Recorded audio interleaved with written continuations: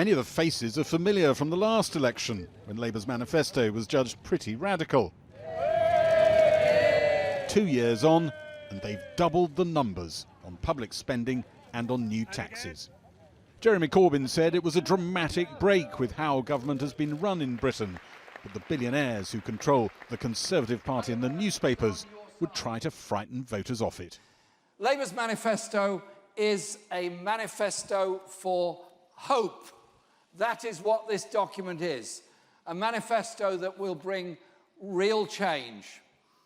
A manifesto that's full of popular policies that the political establishment has blocked for a generation. But you can't have it. At least that's what the most powerful people in Britain and their supporters want you to believe. Over the next 3 weeks, they're going to tell you that everything in this manifesto is impossible, that it's too much for you, because they do not want real change in this country. Why would they? The system is working just fine for them. It's rigged in their favour. The party unveiled £83 billion of tax rises, including a windfall tax on the oil companies, a huge hike in corporation tax, all to pay for spending in areas like education, health, and a 5% pay rise for all public sector workers.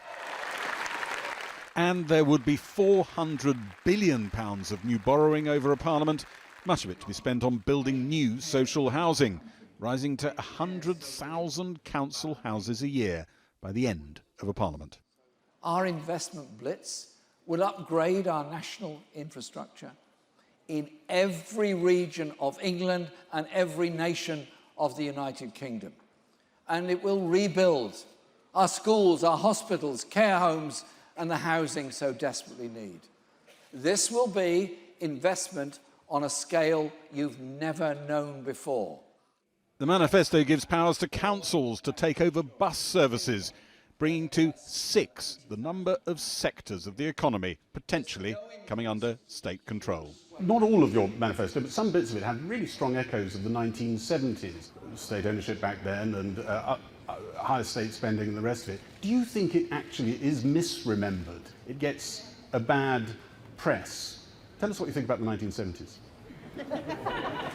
When you say this is a throwback to the 1970s, our public ownership proposals, yes, that also cover water and rail, are about bringing natural monopolies into public ownership. There's lots of stories told about what British Rail was or wasn't like. There's some people in this audience who can't remember British Rail at all because they're too young.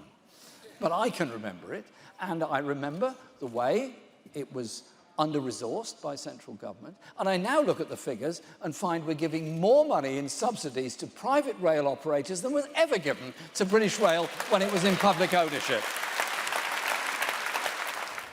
Half an hour down the road at Walsall College, students watched the radical programme unveiled. And I think having bold claims that really encourage you to care about your community and the people in it, I think that's something that's very new in politics at the moment.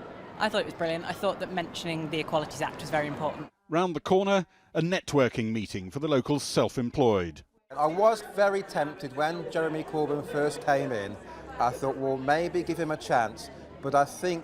What's turned you against him? I think he's too much of a dreamer. I don't believe very much that politicians tell us at all. So when he says it'll only be the top 5% that pay, you're not buying that? I'm not convinced. Somehow it'll come down to the rest of us. Some way, even if it's by a back door. We'll all pay for it. It seems to me completely implausible to suggest that you can raise £80 billion and only get that from companies and people on very high earnings. For one thing, obviously, if you're going to have a very big increase on tax on companies, that's going to affect either the people working for them or their customers or their shareholders, in other words, people with pensions. But more to the point, if you really want to raise that kind of extra money to pay for public services, you're probably going to have to hit more than a few people and a few companies. That's what other countries do when they have bigger states than we do. Jeremy Corbyn needs a jolt of support in seats like this one in the West Midlands. to get him closer to Boris Johnson's heels. He's hoping his radical manifesto will do just that.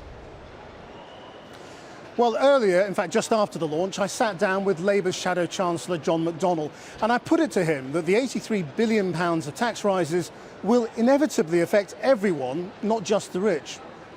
On income tax, only the top 5% will pay a bit more, and not that much more, but a bit more. And the 95% will not have an increase in either income tax, VAT or national insurance. We are raising taxes on the top 5%. We're straight about that. We are reversing some of the corporation tax cuts. The giveaways. So all small businesses will pay more. A little bit more. The corner shop. No, wait. All the self-employed. Wait a minute. It'll be a reduced rate for them. There'll be a reduced rate for them. But more than now. Yes, it is a little bit more. But what we're also doing is reforming business rates. So that actually, I think, will be able to benefit them more. But people earning modest amounts who are in small businesses or who are self-employed will be paying more in corporation tax because they'll be paying 21%. 21%, but they will get the benefits of the reform of business rates, but also I'm clamping down on late payments. The biggest issue that people raise from in small businesses, big companies not paying them on time. We're going to introduce legislation for that. Capital gains tax as well is going way up.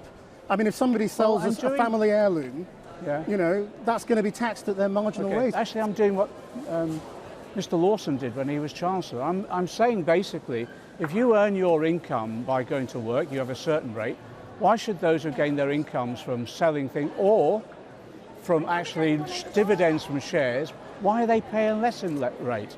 They earn their money from their wealth rather than their work. I think most people think that's unfair. What about inheritance tax? How much will you be able to leave your children?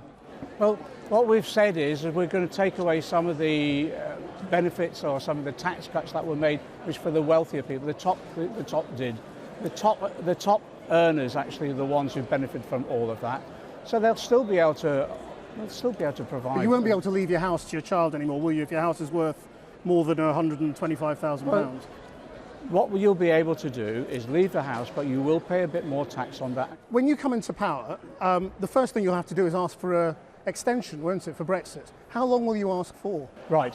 What we're saying is when we go into power, we'll seal the deal with the EU within 3 months. So that's the type of extension we're talking about. Then we'll put it to the British people within 6 months. I think we can do it earlier. The British people will decide, whatever they decide, because they'll have before them a sensible leave option and Remain, whatever they decide will implement. And you'll campaign for Remain, but Jeremy Corbyn may not campaign either side. Well, what Jeremy Corbyn is saying exactly the right things, Labour Party policy, which is once we've got that deal, the Labour Party will meet and determine its position. I was in the negotiations with the Conservatives about an alternative, and we couldn't find an alternative, from my view, better than Remain. But let's see what we can negotiate. What if the Labour Party policy after its one-day conference is to vote for the deal? Will you defy that and still vote for Remain? No, I'll abide by the Democratic. So you could vote to leave as well? I'll abide by the democratic wishes of our party, but I think let the people decide. The key thing here... I thought you said you were going to vote for Remain no matter what. No, I haven't said that. I said quite clearly, let's see what the deal is. The party will make its policy decision, and then we'll see what happens then. On debt, the national debt is about 1.7 trillion. Yeah. How high could it go under Labour? Well, you've seen... Does it matter? No, it does matter, because when Labour went out of power, it was just over 1 trillion. The Tories have added nearly 800 billion for what? For failure. We've said to them from the very beginning, so did virtually every economist, you borrow to invest. What they've done is they've borrowed to cover their failure. But is there any limit? Of course there is. What would it be? We've said interest on paying for that debt should never go higher than 10% of your tax take. But we've said, let's be clear what we're saying. We're borrowing to invest only. We're not borrowing to pay for the failure that the Tories have done. But what if interest rates go up? I mean, do your plans all change then? Well, my view is this at the moment. In terms of interest rates, 1% fairly low, in some parts of the world negative. At the moment, I can't see that change happen. There's no shortage of buyers of government bonds, and I don't see that changing. For 30 years, Labour and the Conservatives have been telling the British people it's dangerous to run deficits, you know, the government shouldn't do too much, you mustn't spend too much, you've got to be prudent. Well, we're not... You're changing all of that, aren't you? Saying we're going to be radical, we're going to spend big. Wait for it, though. The fiscal rule we've introduced, we've said on a rolling 5-year programme, we'll reduce and eliminate the deficit. So the deficit is still important to us. When? I mean, nobody understands that rule. I mean, at the end of 5 years, will the deficit be up or down? Down, because it's a rolling programme to reduce. That's the whole point. So the deficit is important, but actually what this government has failed to understand, even though virtually every economist advised them, you have to invest. It's like a business. If you invest, you buy the equipment, you become more productive. In that way, you're more competitive. As a country, that's exactly what we're going to do. This is going to be the United Kingdom run for the people, but run efficiently and effectively on the basis of sound economic rules. John McDonnell, thank you very much. Thank you. Well, with me now is the former Conservative Chief Whip, Andrew Mitchell. Is a Labour manifesto that is unashamedly radical, saying whatever you're going to do on public services, we'll go further, a bit of a problem?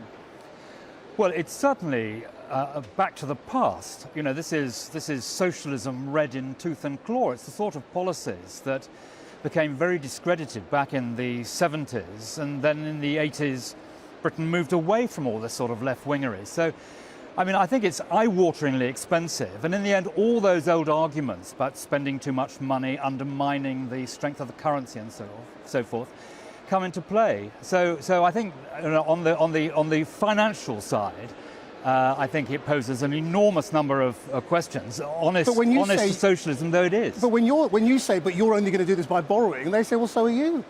Yeah, but I think you've lost that sort of ability to say, we've got, you know, fiscal responsibility, you haven't. Well, with the interest rates being as low as they are, it is the right thing to borrow, to invest in infrastructure. And that's what they say. But there's a very big difference between borrowing, as it were, on a mortgage and borrowing on your credit card, and I think this goes too far. But that's the sort of financial aspect of today's launch. The other point, which I think is really troublesome for Labour, is they have no plan at all on Brexit, or no credible plan, whereas Boris Johnson has got a plan which he's well launched onto. And I think it's the same plan as 2015 when you won a majority with David Cameron saying, I'll let the people decide. That's all Jeremy Corbyn's saying. I'll let the people decide and I'll deliver whatever they say. Yeah, but the difference is we've had 3 years on the hamster wheel of Brexit. You know, we've got to move on. The public want it off the front page.